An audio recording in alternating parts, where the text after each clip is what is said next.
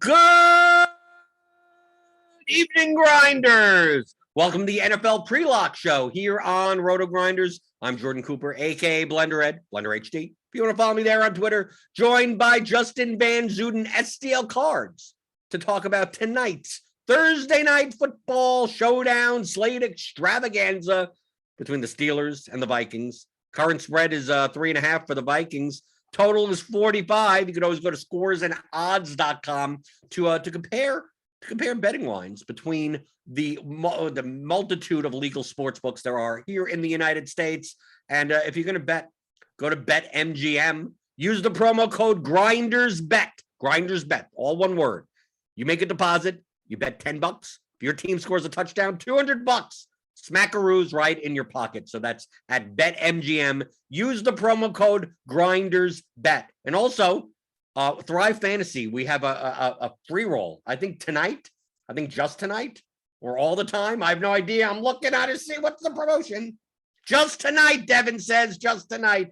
Join the Chief. Oh, it's a Chief roll. That's what it says in the copy. A Chief roll. On Thrive for a chance to win a year of free RG premium, as well as the chance to win some Scores and Odds premium as well. So click on the banner on RotoGrinders for more information, or click on the link in the chat that Devin will post on Thrive Fantasy. It's a Chief roll. It's a free roll for Chief for something. Yeah, it's a play on words. But is it really free and Chief? Don't really. That's I think that Chief roll. Right. It's a loose. Yeah, it's a loose interpretation. Chief roll just sounds like some type of custom sushi, something like, right? I don't know what's in a Chief roll. Cucumber, avocado, and winning prop bets inside. The winning prop bets are worth it. Okay, so we got Steelers Vikings. Not a horrible game for a Thursday. We're used to the absolutely bad ones. I mean, this past Monday was brutal. You missed out on the 3 passing attempts. I didn't miss out.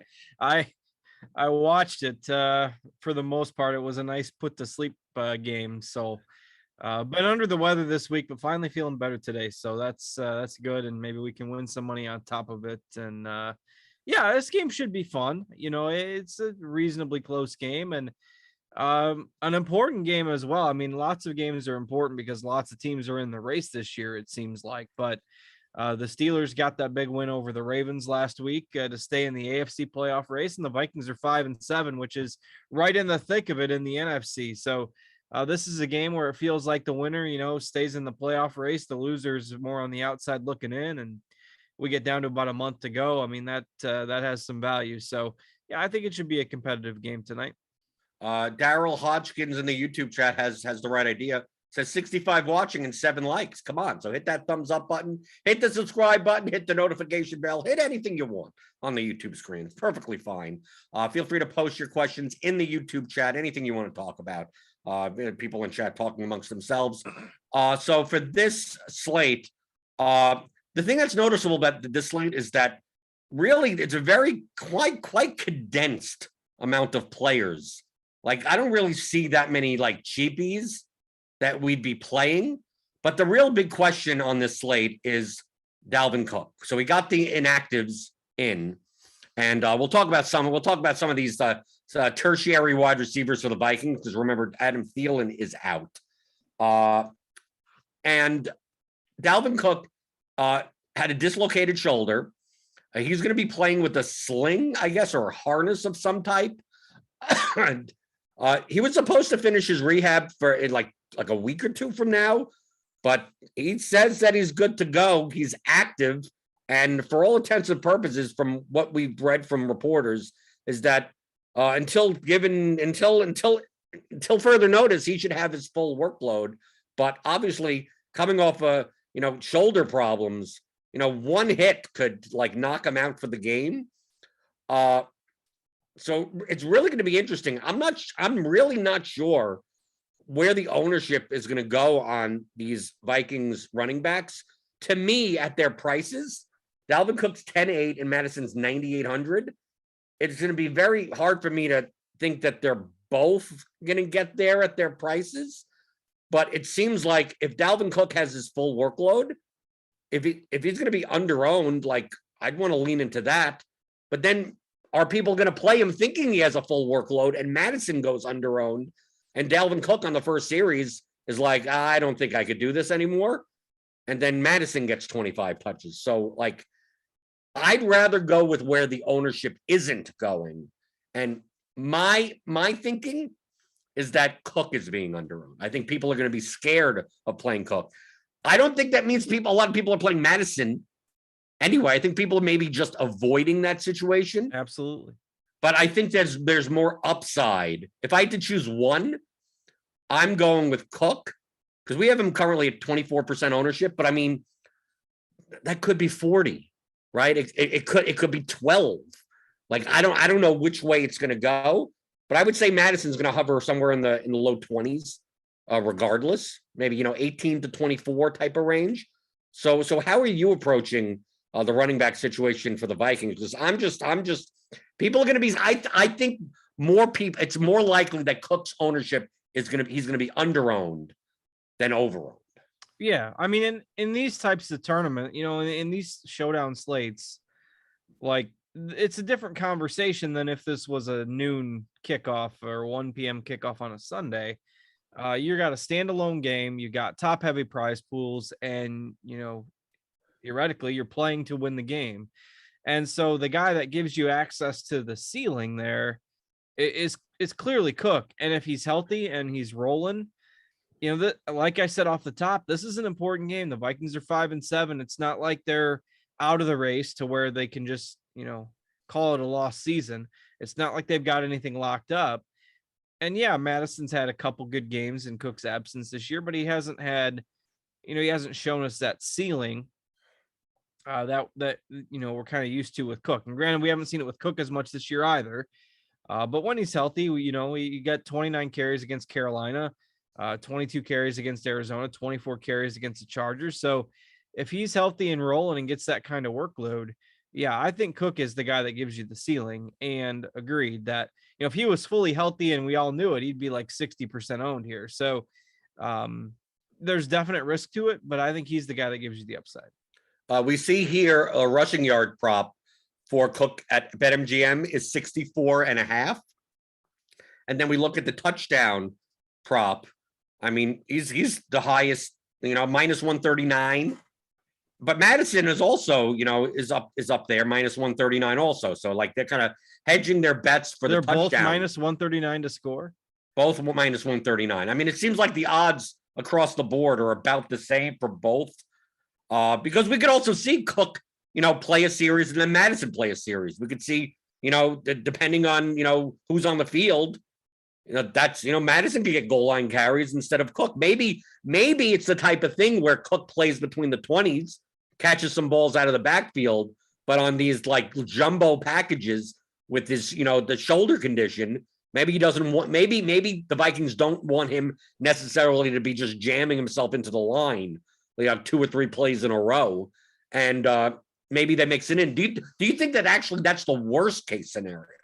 Do you think the worst case scenario with the prices of Cook and Madison on the slate is that they just go 50-50? It depends on how they do with the 50-50. If they both have big games, then yeah, because I'm probably not going to be overweight. Particularly, but I'm saying Madison, like if they go 50 to like if Cook has 12 carries for 50 yards and 2 catches for 10 yards, Madison 8 carries for 40 and 2 catches for 20, and neither of them get in the end zone, like at 10-8 and 9-8. Then neither of them are getting there. Right. Well, that's the whole point. But if one gets 80% of the work, like then, if we see a 24 for 112 and 2 touchdown type of game, either of them could get there depending on, Cook's condition. So do you think the worst case scenario is actually that it's 50-50? And then if you think it's 50-50, maybe you don't play either of them. Yeah, which is a viable path as well. I mean, particularly if you think Minnesota falls behind and maybe you look towards the passing game. But yeah, there's definitely some guesswork involved here. I lean more towards Cook. I pulled up a couple other odds and I see, and these have maybe adjusted a little bit too. Cook to score at -115 and Madison to score at +163. That's on another sports book here in Illinois. So I think that, the odds are maybe shifting away from Madison a little bit, which would indicate to me, maybe the books are starting to think that Cook is going to be a little more involved now. And the price difference isn't dramatic. Like this would be a much different situation if Cook was 10-8 and Madison was like 5,600. Then it could be like, okay, now I think taking more of a shot on Madison, but when they're both priced within 1,000 of each other, like I can't see, like either you're playing none of them or you're playing one of them. It could be a weird situation. They go 50-50 and they both, in a low scoring game, maybe the Vikings score 3 touchdowns and it's all on the ground through Cook and Madison. Like that is another situation where playing both in the same lineup, even at these prices, could get there. Cause it's not like it's not like we have like, would you rather play Cook? I mean, honestly, you'd rather play Harris. Because look, you have all these 3 running backs pretty much in the same price range. And to me, you'd rather play Harris plus one of the Vikings running backs. So I think more people are going to play Harris plus Cook, Harris plus Madison, than play Cook plus Madison and no Harris. I'm not doing it. I'm just saying that is a way. There is a path in a lower scoring game where the Vikings score 3 or 4 rushing touchdowns that they both end up making the optimal lineup. Yeah, it's certainly possible. And somebody's got to get the touchdowns if Thielen's not there to steal them like he usually does. So that's a path. If that's the way the game goes, it's probably a losing night for me. I think I'll be overweight Cook. I'll be underweight Madison. I probably won't build any lineups with both of them. Justin Jefferson has a prop of 93.5 yards. Is there any way of getting, I mean, he's going to be the chalkiest player on the slate, but he's also going to be the chalkiest captain on the slate. You have Deontay Johnson there at 10-2. Like, I'm much more inclined to just eat the Jefferson chalk. With Thielen not there, Jefferson essentially is Michael Thomas with a 16-yard ADOT. Like, maybe you don't play him at captain, but it's going to be hard to avoid him in any lineup. Yeah, right? I mean, if you go back to week 9, since week 9, Justin Jefferson has the most PPR fantasy points of any wide receiver in the league. And that's not a fluke. And I mean, Thielen was around for most of that. Like, Jefferson's a top 5 wide receiver in the NFL. If you put him, if you gave everybody in the NFL the same quarterback, he might be the best receiver in the NFL. That might be a little hyperbole, but I'm a big fan of Jefferson. So with their ownership being about the same and Jefferson's target share and the fact that Jefferson doesn't have a noodle arm quarterback throwing to him, he's got not a great quarterback throwing to him, but he doesn't have Big Ben throwing to him. So Yeah, give me Jefferson over Deontay Johnson all day. If their ownership is about the same. How about what's going to happen with these secondary receivers for the Vikings? Because we got Osborne, you got D.D. Westbrook at 2,200. Then we got like Emir Smith-Marset at 200, Dan Chizina at 200 also. I mean, Kenny Nwangwu. I mean, he could kind of slot out. He's kind of like he's not barely a running back. He's kind of a special teams player. Me personally, I think that last name you just made up. Yeah, well, I mean, feel free to try to pronounce it yourself. I don't know. Nwangwe, something like that. Me personally, I think the person that benefits the most from Thielen being out is Tyler Conklin at tight end. Because Thielen, I mean, we're talking about a possession receiver that typically runs like the shorter, 8 to 12 yard routes. Osborne really isn't a slot guy. Westbrook is more of a slot guy, but the Vikings could easily play 2 tight end formations. Like, I think especially from a touchdown equity, you take Thielen out, like Justin Jefferson's probably in the red zone going to be, bracket covered. I think it's weird to say because we always know tight ends in Showdown are a thing, apparently. I didn't know that. You didn't know that? Oh, it happens all the time. Idea. I think this is a very good tight end slate on both sides of the ball. But me personally, I prefer Conklin over Osborne. But I'm not saying Osborne's a bad player or anything like that. I just think that Osborne's role doesn't change that much. I think it's more likely that Westbrook gets more slot. Is the guy that I would have mentioned as the beneficiary there. But Conklin, he's running those same type routes anyway. Also. Yeah, Conklin is definitely the guy that'll benefit the most, I think, in the red zone. And because it's tight ends on Showdown and all that, narrative. But Westbrook, I think, is another guy that, I think maybe we got under projected just a tad. I mean, it really depends on how much of a role that you think he has and how much, 12 personnel that the Vikings are going to use. Because we also got another guy down here for Minnesota, Chris Herndon, who is a pass catching. Herndon is more of a pass catching tight end than Conklin even is. Do you think that, if you're going to take a shot on a cheapie, maybe, would you want to go with a 4th wide receiver, or would you rather go with the 2nd tight end? And with the way that the Vikings play, typically, they play very condensed. We don't really see from the Vikings that they rotate receivers in and out. Like, it could be that one of these guys, it could be that Westbrook barely sees the field and we see one of these cheaper guys. But I think it's more likely that like it's going to be like the same. Like if we're going to see Smith-Marset on the field, we'll see him immediately. And he's going to supplant an Osborne or supplant the Westbrook. But I think Herndon has less likely if they run 12 personnel, like he may be the beneficiary, and him coming in at like 6% ownership or something like that. Like I'm willing to take shots on him because obviously red zone role with tight ends and jumbo formations and tight ends in Showdown. So why the hell not? Yeah, no, that's a fair point. And, it could also mean that, maybe Smith-Marset is a little bit more involved this week because last week, the Thielen injury obviously happened early in the game. And so now you've had a week to prepare him, get him active, get him ready to go. And so maybe he does see more work than Westbrook. So Smith-Marset is kind of the flyer. Westbrook did play on 32 snaps last week. So that's a pretty healthy number. We obviously know that he's at least shown something in the NFL before. So it's a little bit of a crapshoot with those guys. I think Westbrook is probably the safe play. Smith-Marset is more of the YOLO punt. And then if you're just, touchdown hunting, backup tight ends in the red zone, I think is okay as well. Okay, let's take a look at the Steelers side. I'm not enamored with the Steelers outside of their main options.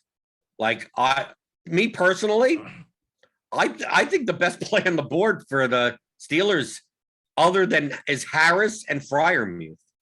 Like obviously Deontay Johnson is a target magnet. Claypool is a deep threat. So I get those two. And I mean, those are the two main guys. but I think their ownership is fairly efficient.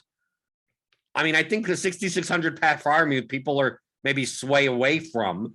It's more likely that people have Vikings in their lineups than Steelers, but I'm less enamored about playing a 5K James Washington or a $3,200 Ray McLeod or a $2,600 Zach Gentry. Seems like these guys should be much cheaper. It seems like James Washington should be $3K, McLeod should be $1,200, and Gentry should be $400. And especially when we really don't have cheapies that we're jamming in, spending $5K on a Washington, these guys really limits your lineup possibilities. Like if you want Jefferson, if you want Najee, if you want some of the higher end guys, like you really can't fit them in. It's weird for me to say, I think I like the kickers better than I like the kickers better than all the guys underneath. I mean, including Westbrook and including Herndon. Like I have Boswell and Joseph in way more lineups than I have the cheapy cheaps. So what are your thoughts on the Steelers end of the ball?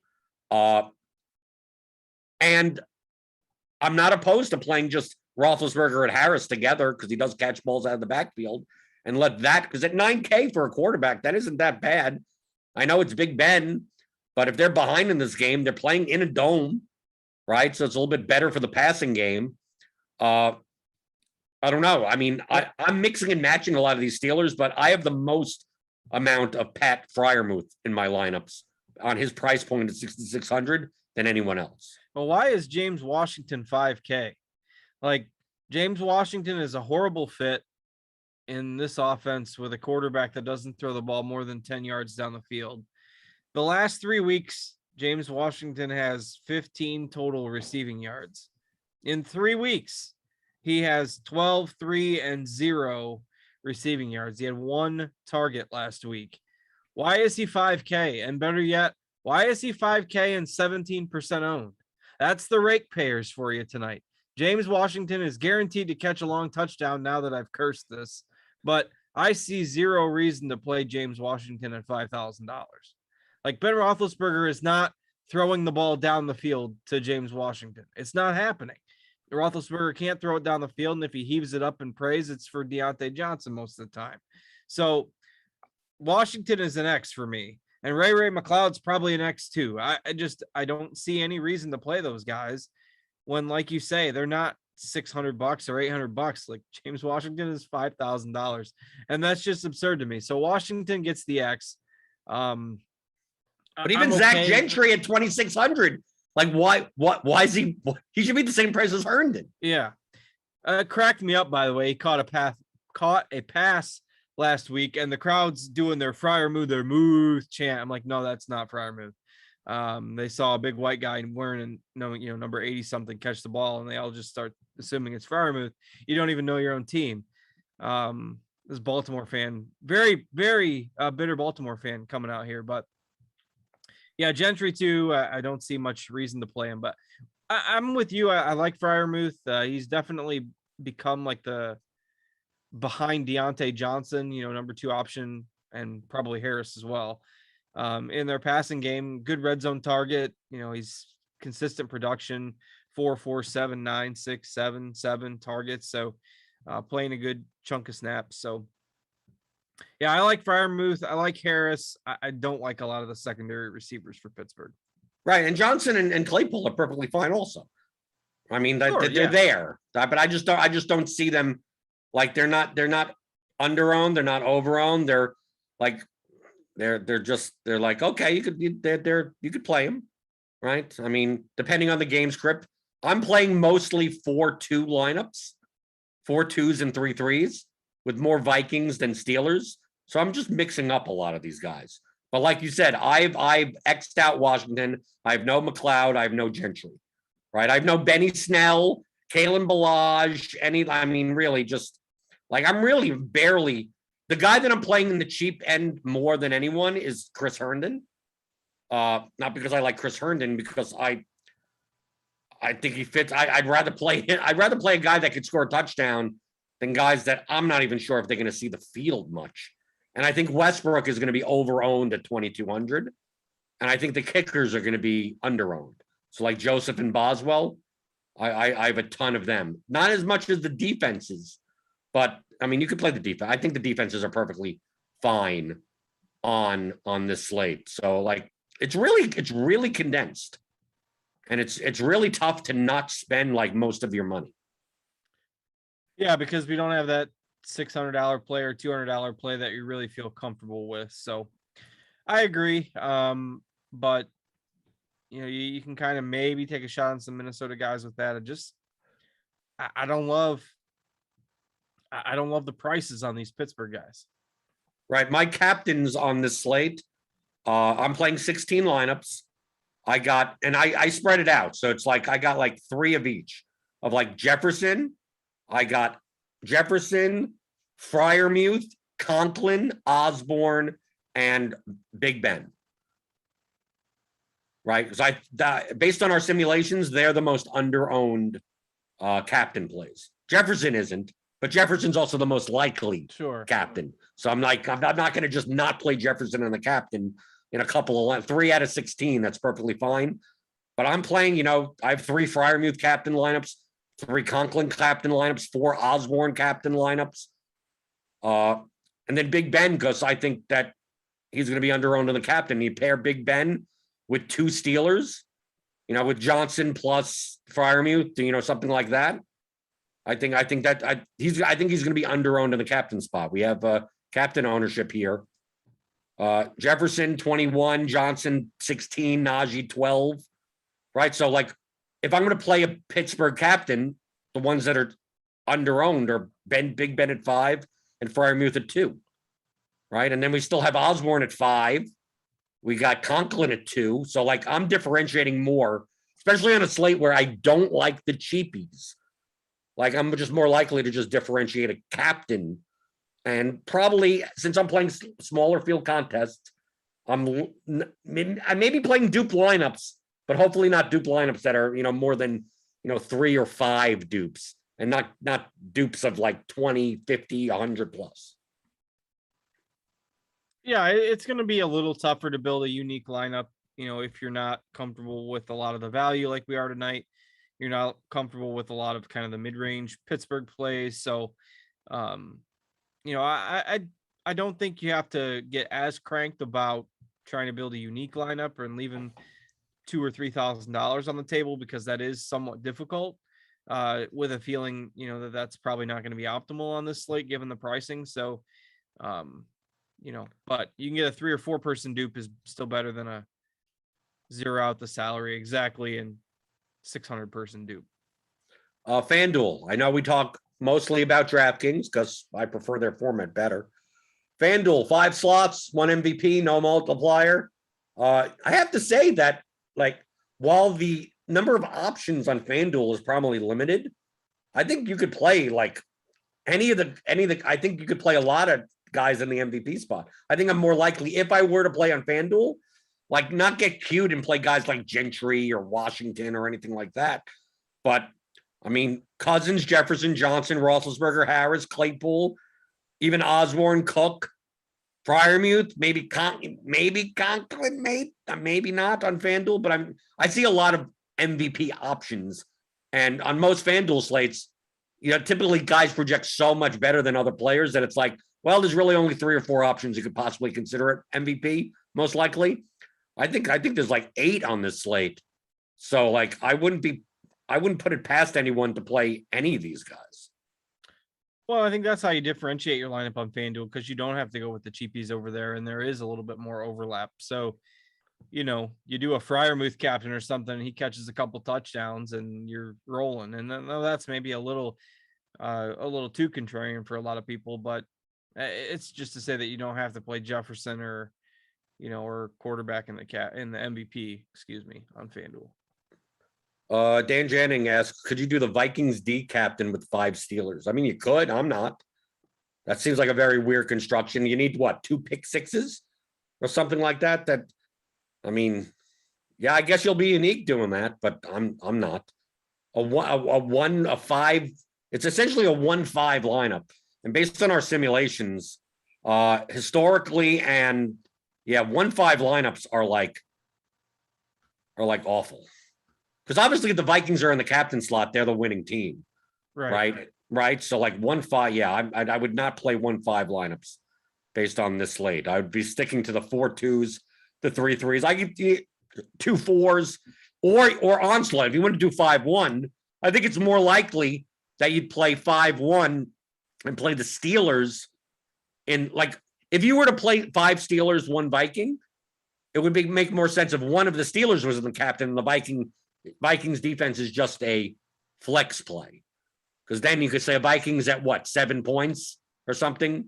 The Steelers win, 31-10. And the Vikings, their only scores on a pick 6. And it's like, okay, I think that's doable. But good luck on that. It's very, you'll be unique probably. But what would that even look like? I don't know. I wouldn't do it. All I know. Yeah, I'm not doing it. I personally wouldn't. Like, I wouldn't mind the Vikings captain lineup with 2 more. Like, if you played Vikings captain with Dalvin Cook and with Kirk Cousins, or maybe not even Cousins, you play like with Conklin, and then you play 3 Steelers in that lineup. Like, that to me makes more sense than playing Vikings captain with 5 Steelers. What 5 Steelers? Roethlisberger, Johnson, Claypool, Freiermuth, Harris. Can you even do that? Maybe on FanDuel you can, but on DraftKings, yeah, you wouldn't be able to fit all those guys. Well, let's see. What can we fit in? I'm just interested. Vikings captain. I don't have these lineups, but let's see. Vikings captain. Conklin, Osborne, Harris, Johnson, Jefferson. You could fit. I thought it was 5 Steelers though. Right, I know, but I'm just seeing what fits in, even fits in. It's like, can you even fit in? Like, I don't even know how you do this. Okay, so let's say you played Ben, Johnson, Freiermuth, Harris. You can't. There's no way you can get that on. You're already over. No, you got Claypool in there. No, you could do it. Right, at 49.8, it's 200 less in salary. So Freiermuth, Claypool, Roethlisberger, Harris, all the main Steelers and the Vikings in the captain spot. Good luck if this wins. If it wins, we just built the winning lineup that people are going to play, and then we're not playing it, and then it's going to be poor us. This lineup could actually probably be duped because why not play this? It's going to be duped now. We just sold it. Right. You're done. Your EV just went down just from mentioning it. Right. That's why I never mention a lineup on the show. What are we doing here? Right, because someone will play it. Well, I'm not playing, but maybe I should get on board and play it. Okay, let's see. Going through the YouTube chat, we got what, 20 minutes. I like the 8:15 times. Like, there's only so much you could talk about in one game, right? It's the the 8:15 times are the weeks that we, the weeks where we need the extra 10 minutes before we can start because of basketball lock being later. But we didn't have that tonight. We had it last week when we had a Thursday game, with some interesting moving parts. But this is tougher because these teams are so concentrated. There's only so many guys in play from both of these teams, so it's a little easier to get through, a little tougher to drag it out to lock. Based on the game and team archetype in Slate IQ, and Slate IQ is part of our RotoGrinders premium package for NFL, as well as the combo package. And we do this for every Sunday, Monday, and Thursday Island Showdown slate. We have a current simulation as well as a historical. We use the game archetype, the types of teams, and then simulate based on past slates on DraftKings, what types of lineups show up in the top 0.1% of lineups versus the rest of the field. And this is like the quintessential showdown narrative. The number one historically on these slates, optimal versus ownership is the tight end position, 22%, right? Way more than the running back.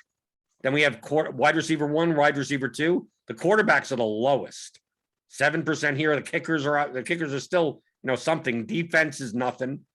Running back 2, which obviously would probably be Madison. I don't think Benny Snell is that.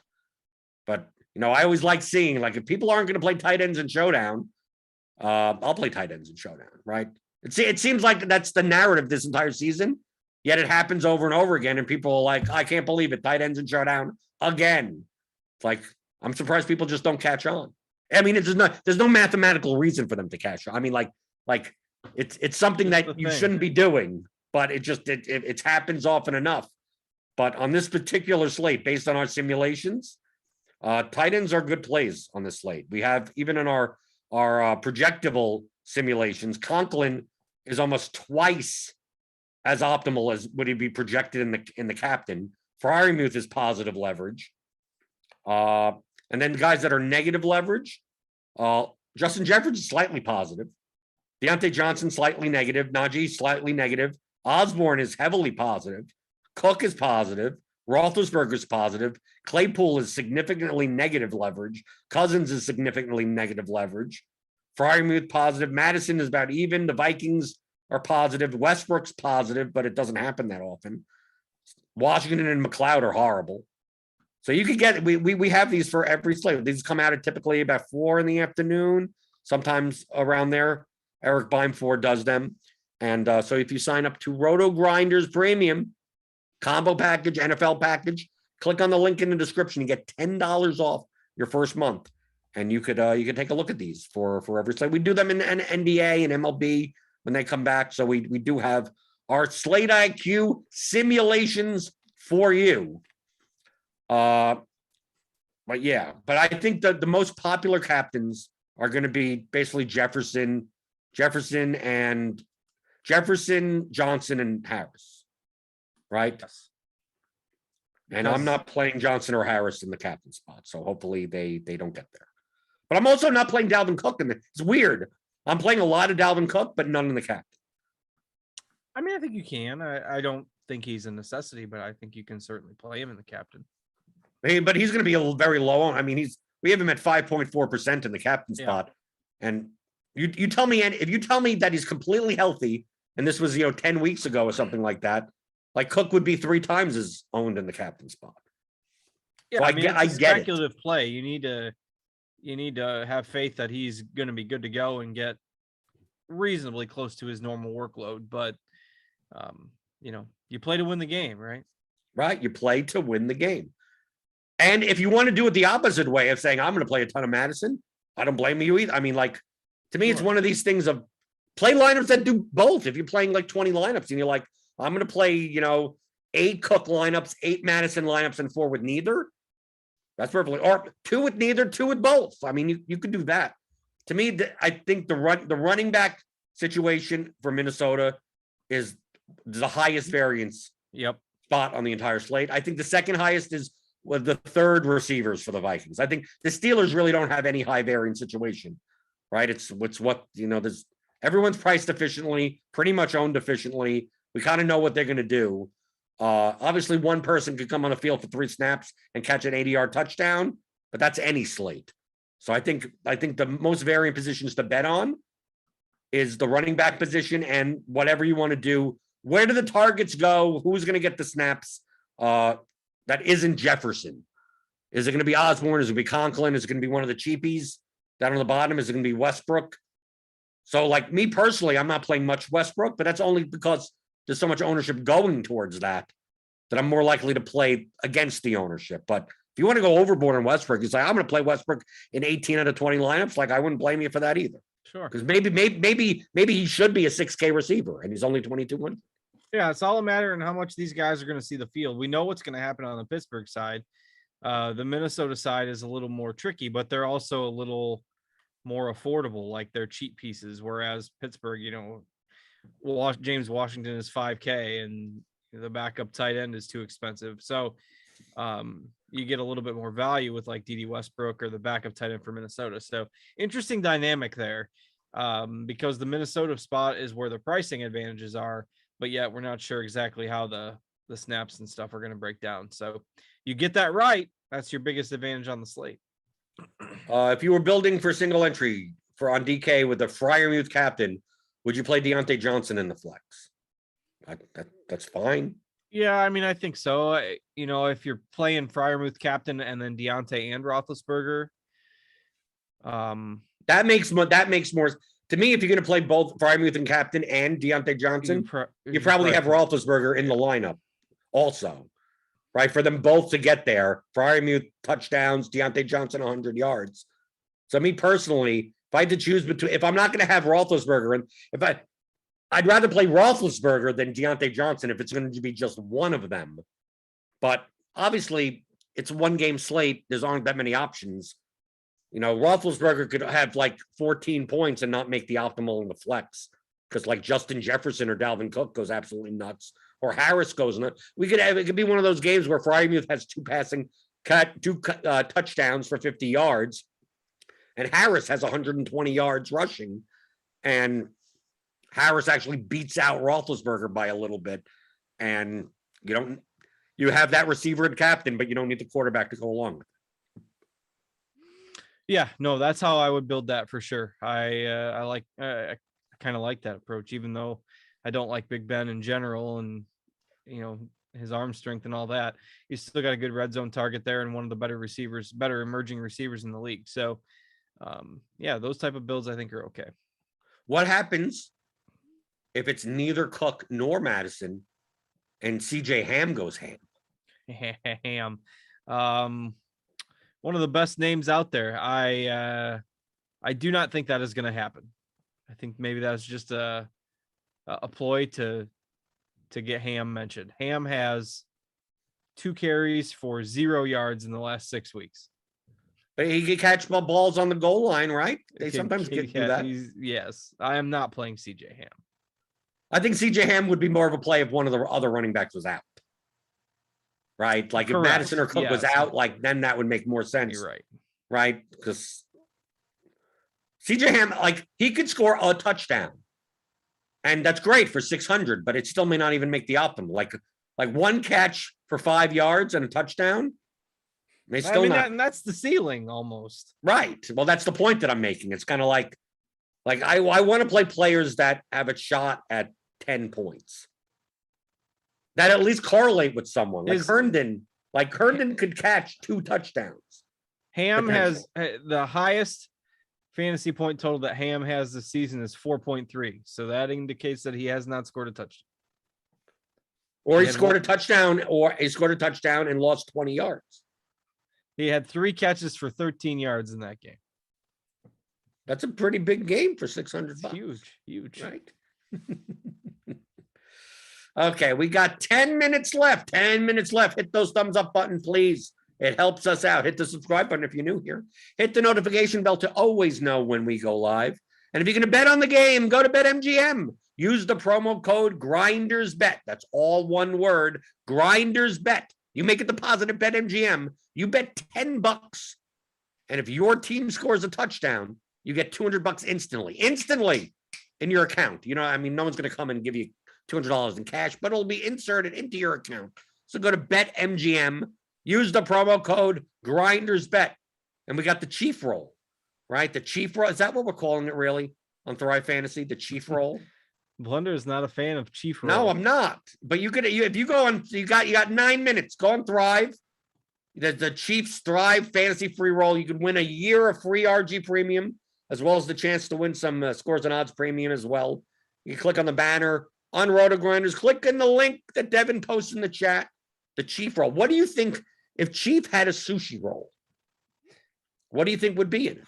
You got to make because you've mentioned this, I just envision a graphic of like, Chief in a sushi roll, and somehow some clever graphic comes out of this, and then Blender ends up getting the credit for it. Where's Chief from? He's from what, North Carolina? Let's bring him on and ask him. Right. I think he's from the Carolinas. I think he's from a place that has good barbecue. Where are you going with this? I don't know. I'm trying to figure out what would be in a sushi roll. I don't know. I'm not a sushi guy. Oh, but it could be, dude. It could be anything. Okay, so put anything in it, right? As long as it's rice and seaweed, just jam whatever you want. Just make it a pizza roll. So make it a pizza. I don't have pizza roll. I think he's better than pizza rolls. Well, I'm not saying that I'm not passing any judgment on Chief whatsoever, other than he's pretty darn good with the prop. A braised rib sounds pretty good, right? Maybe some I don't know what else would be in there. What vegetable would be in there? In theory, we got to let Chief make the roll. Yeah, we got to. Right, Chief should make the roll. But I don't know what Chief likes. I don't know what he's into for his sushi rolls. I think he's into money. You just put money in there. Just money. There you go. Dollar bills. That's the language we're all talking about. Right. Some dollar bills in those chief rolls. Right. You take out the middle and then you eat around it. You eat around and you take it and you put it on Thrive Fantasy. So go over there, Thrive Fantasy. He has his free roll, the Chief roll. It doesn't roll off the tongue, right? Someone has to teach Chief some puns, or whoever made up that name. The Chief roll. Is there anyone at RG that has a name that would fit that? The something roll? Yeah, that rhymes with free, right? Because it has to rhyme with free. Not See, I don't placing think it so. off the top of my head. The beer roll, the beer, like, could be, maybe. Beer makers fan, maybe that could be. Clearly, the best answer is obviously just Chief. Yeah, maybe that actually is the best. Maybe the one that comes closest to rhyming with free is Chief. It's Chief. And that is what it is. Let's see. QQ, Ben with Jefferson captain or Harris with Johnson captain? Just in a vacuum, I guess. In a vacuum, I prefer the second one. Okay. Don't play Zach Gentry in your captain spot. That's a little too thin for me. Well, play a kicker in your I never play kicker captains. I'd much rather play Boswell in the captain than Zach Gentry in the captain. And that's not a ringing endorsement for Boswell. I think that's just an indictment of Gentry. How does Gentry possibly get there in the captain spot? Switches jerseys with Freiermuth as a joke. Right. I just don't see how that gets there, right? I do not either. I almost think that I'd rather play Benny Snell in the captain than Gentry, because I think Snell has more of a path to 100 yards if Harris got injured. Sure, if he got injured, yeah. Right, but like if Freiermuth got injured on the first play, it's not like Gentry. It's like, oh my God, now he's like he could still not get there, right? But someone's going to have to play running back. And Benny Snell has gotten 98% of snaps before. Sure. I'm not saying to do that. I'm just saying that this shows how little. I don't even have Gentry in any of my lineups, so let alone in captain.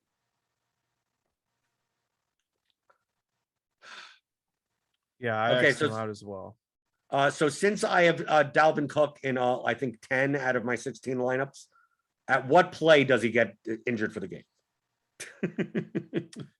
Well, first hit he takes, right? It could be. I mean, I don't want to put it past. Like, yeah, I'm playing a lot of Cook, but it's quite possible he comes in for one play, gets hit, and then it's like, you see the money, right? The money in the furnace, GIF or whatever, and it's just like, Cook is questionable in return, and that's it. Shovel it in. Right. Shovel that money in, baby. No, what I would like to see is Cook get the first series, do well, and then Madison gets injured on the first play that he comes in for. He gets Chief rolled onto the field. Right. And then you know what happens after that? Cook comes in, gets injured on that play, and CJ Ham 120 goes nuts. Right. That's if CJ Ham or James Washington, go nuts, feel free to throw the blame on me.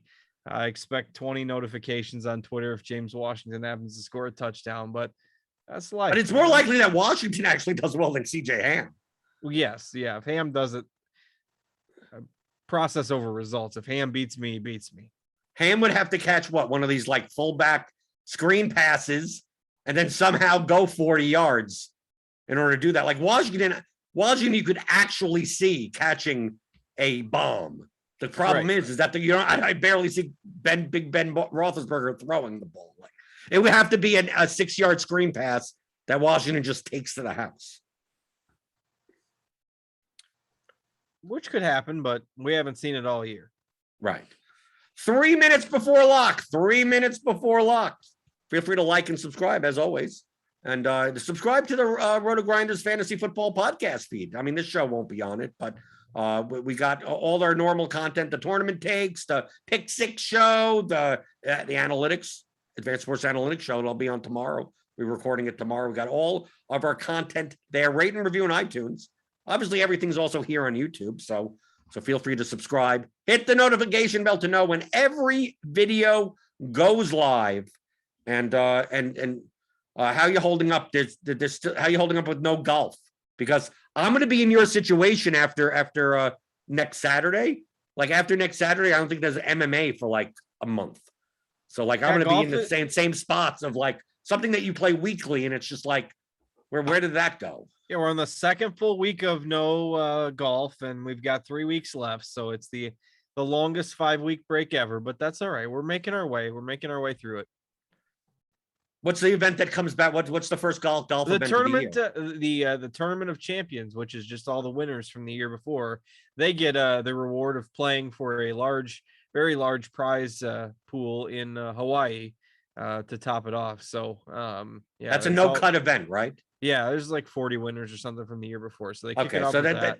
Typically those aren't very good for DFS. Though, They're right? not. No, but when it's been gone for 5 weeks, it's always at least it's back.